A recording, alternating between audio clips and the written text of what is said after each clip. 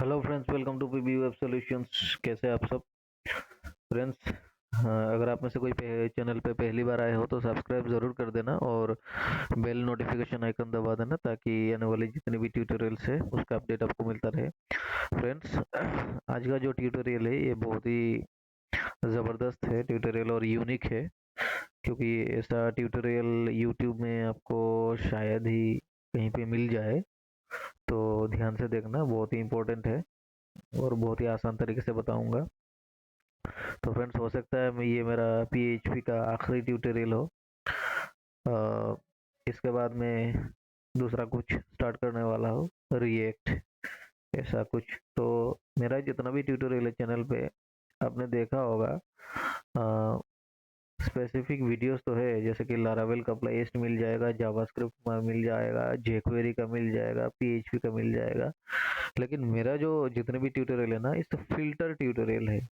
मैं serially line by line videos नहीं बनाता कोर्सेज के लिए, मैं वही फिल्टर करके ट्यूटोरियल बताता हूँ जो आपके इंडस्ट्री स्टैंडर्ड्स के हिसाब से, जो आपके डेवलपमेंट वेब डेवलपमेंट का काम है। आप चाहे एजेक्स का या फिर पीएचपी का, लारावेल का कोई भी ट्यूटोरियल देख लो, जो जो इम्पोर्टेंट ट्यूटोरियल है मैं वही से बताता हूँ।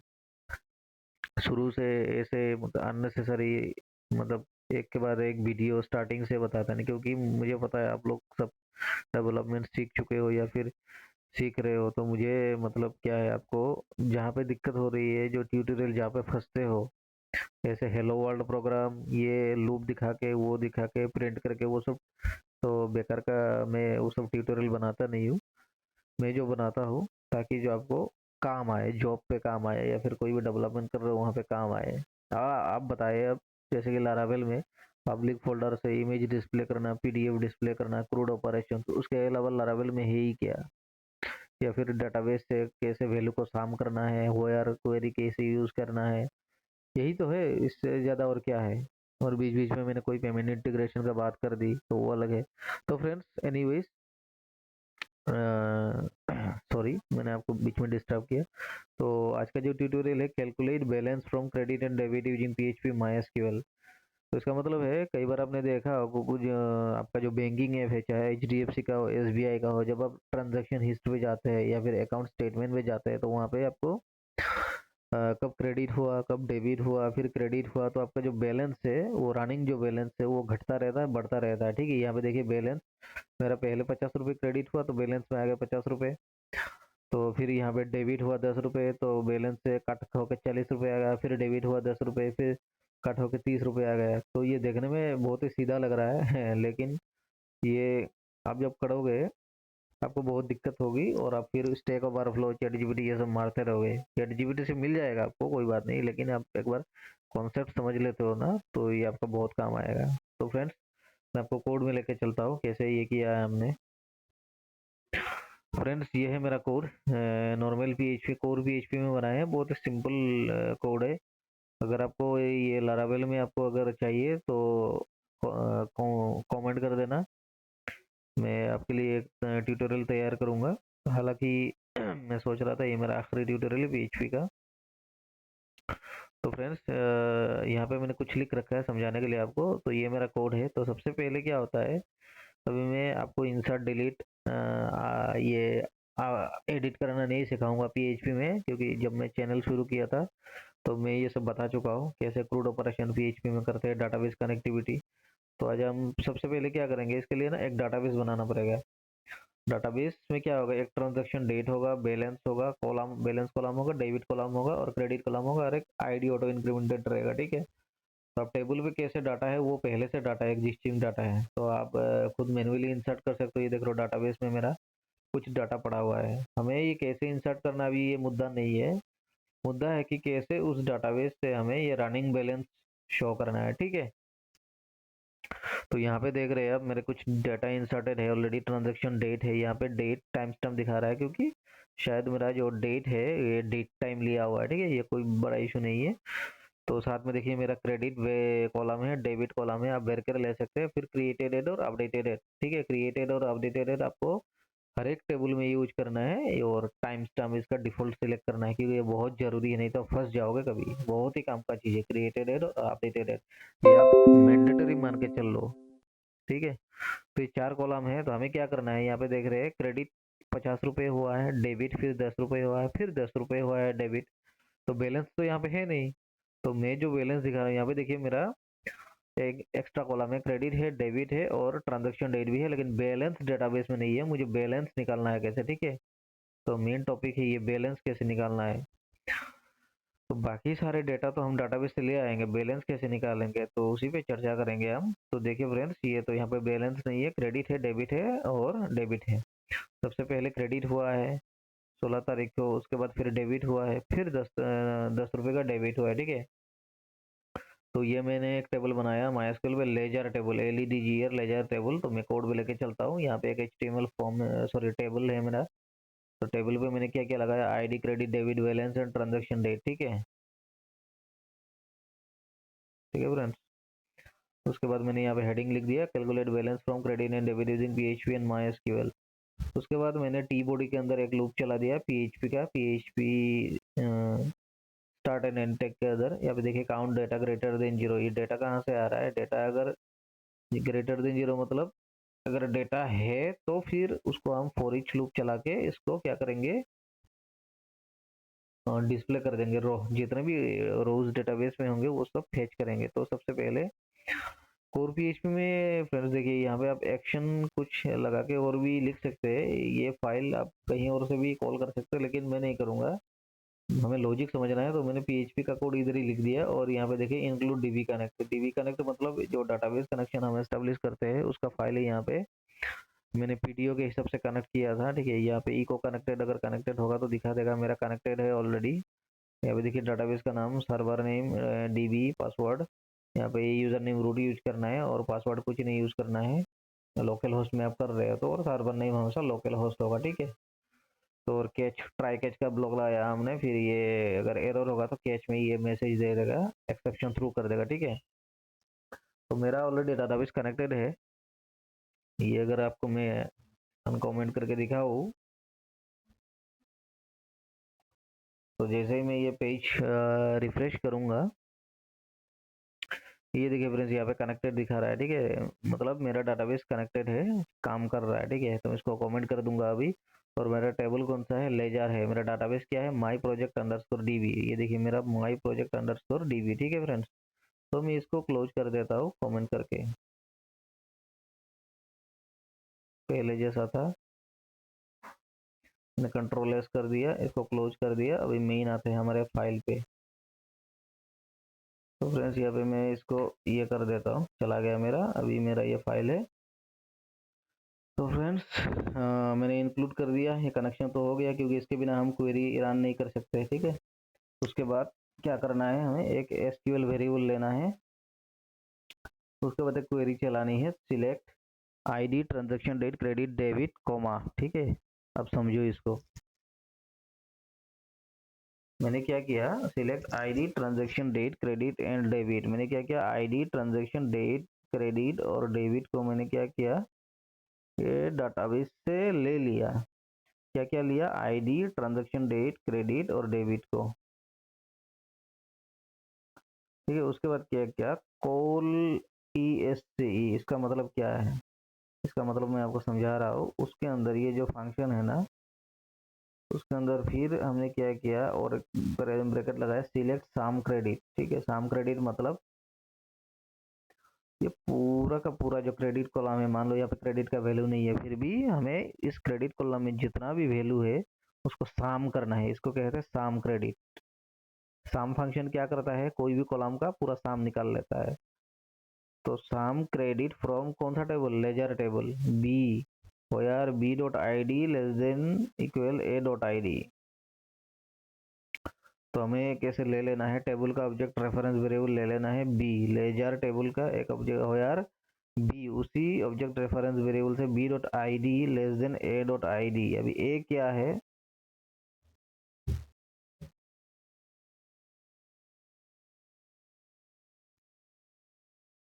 सॉरी यहाँ पे मैं पहले मैं कॉल एस्केप का फंक्शन समझा देता हूँ बैलेंस कैलकुलेशन के लिए। कॉल ESC फंक्शन क्या करता है, handles cases where the result is null by defaulting to 0। मतलब ये अगर नाल रहेगा ना, क्रेडिट नाल रहेगा तो उसको काउंट नहीं करेगा। जो मतलब क्रेडिट का अगर वैल्यू है तो उसी को साम करेगा। उसके लिए हमको कोल ई एस सी लगाना है। Select sum credit from ledger b where b dot I D less than equal A dot I D. मतलब कि माइनस करना है हम डेबिट को। तो डेबिट को कैसे माइनस करेंगे? तो क्रेडिट का जो आईडी है, मान लो ये 4 है, ये 5 है, ये 6 है, ठीक है। तो सबसे पहले तो क्रेडिट हम कर रहे हैं, तो लेस देन इक्वल डेबिट। अभी यहाँ पे डेबिट पे चलते हैं। सिलेक्ट साम डेबिट, मतलब डेबिट कॉलम को साम करना है जितना from ledger B where B dot I D less than equal A dot I D. ये आपको कंडीशन लगाना है बस कंपैरिजन के लिए, कॉमा 0।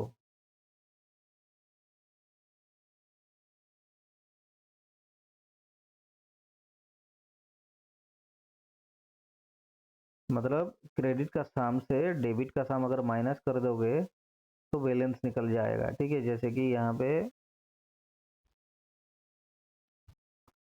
पे देखो ये 50 है, यहाँ पे डेबिट खाली है, तो खाली मतलब कोल ई एस सी लगाया, हम इसको नहीं पकड़ेगा तो किसको पकड़ेगा? 10 को पकड़ेगा। 50 से 10 अगर माइनस कर दो कितना रहेगा? 40 रहेगा, ठीक है।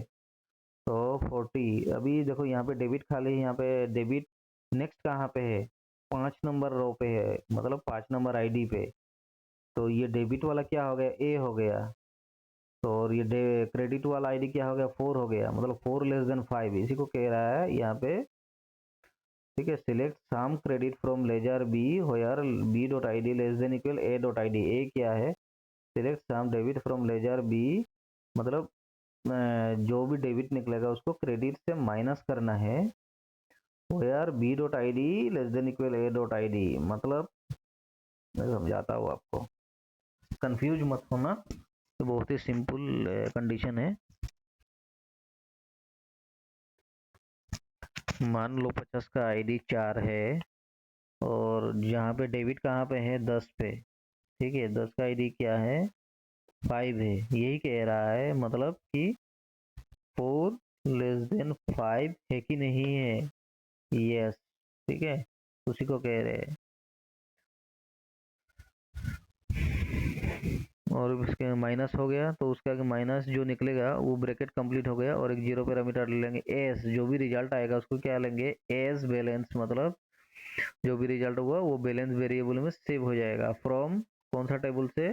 फिर वही टेबल लेजर ए। हमें ए को एक नया वेरिएबल दे दिया, लेजर को ऑब्जेक्ट रेफरेंस वेरिएबल ए। यहाँ पे बी किस लिए दिया था? बी कंपैरिजन के लिए दिया था, less than equal A dot I D. जैसे ये ए डॉट आई डी हमने लगाया है तो यहाँ पे लेजर का नाम क्या करना पड़ेगा? लेजर के आगे ए लगाना पड़ेगा, क्योंकि दोनों कंपैरिजन में है, बी भी है ए भी है।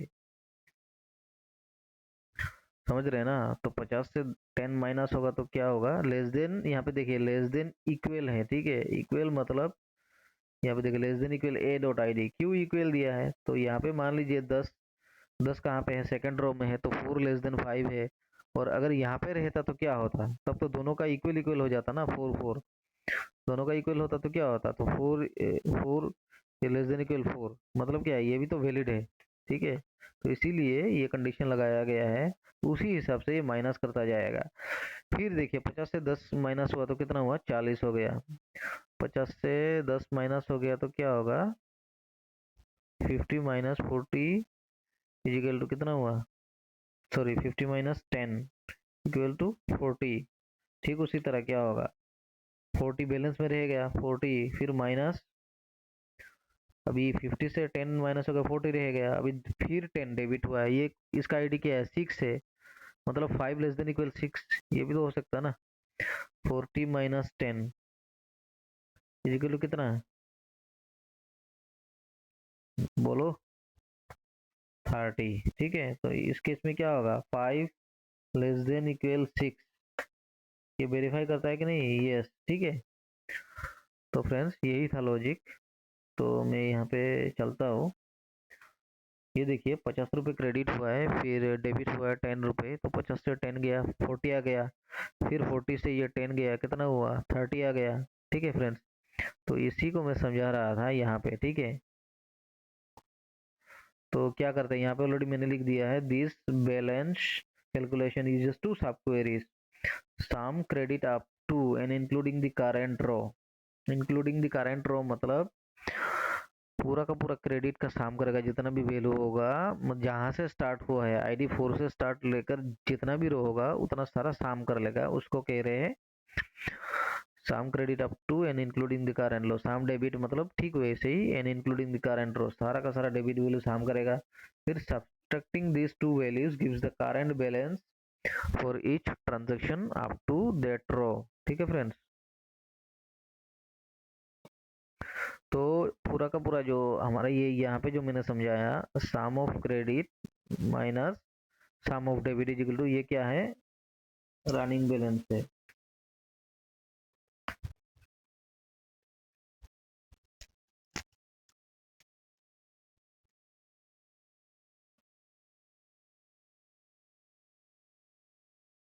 ये क्या है, I D 5 less than equal I D 6, ये क्या है, I D 4 less than equal I D 5।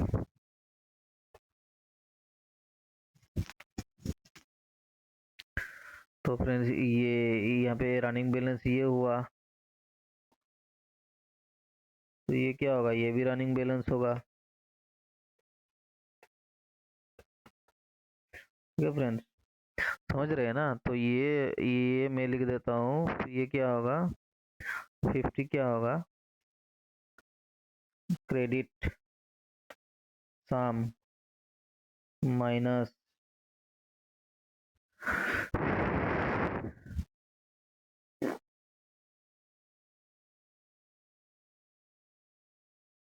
Sorry, credit सम नहीं होगा, क्रेडिट माइनस ये 10 क्या है, ये हो गया आपका डेबिट।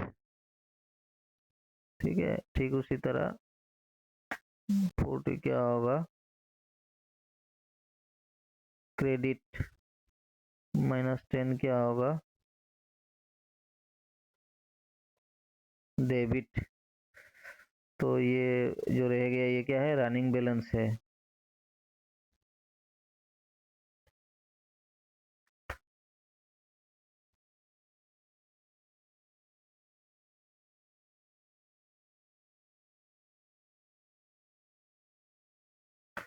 यहाँ पे एक चीज देखना फ्रेंड्स, ये जो फॉर्मूला है ना, sum of debit, sum of credit from ledger minus sum of debit from ledger भी, तो यहाँ पे क्या है, सम ऑफ पूरा का पूरा कॉलम सामने ही करना है। ठीक है, रनिंग बैलेंस के लिए, सॉरी मैं एक्चुअली वहाँ पे गलती हो गया, पूरा का पूरा कॉलम सामने ही करना है।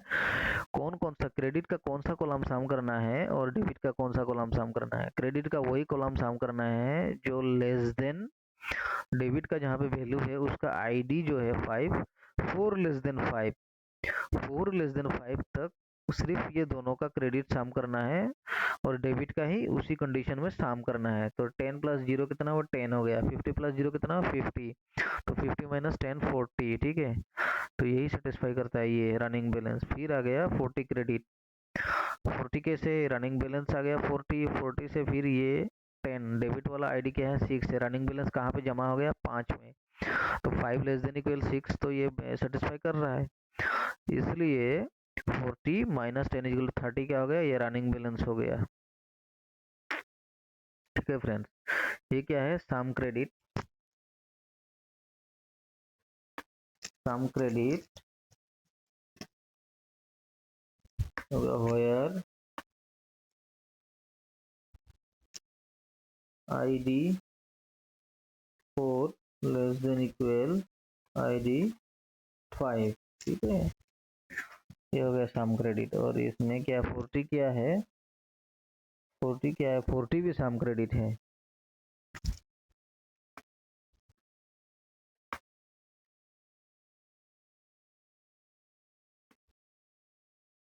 क्या होगा बोलिए, ID 5 less than equal ID 6।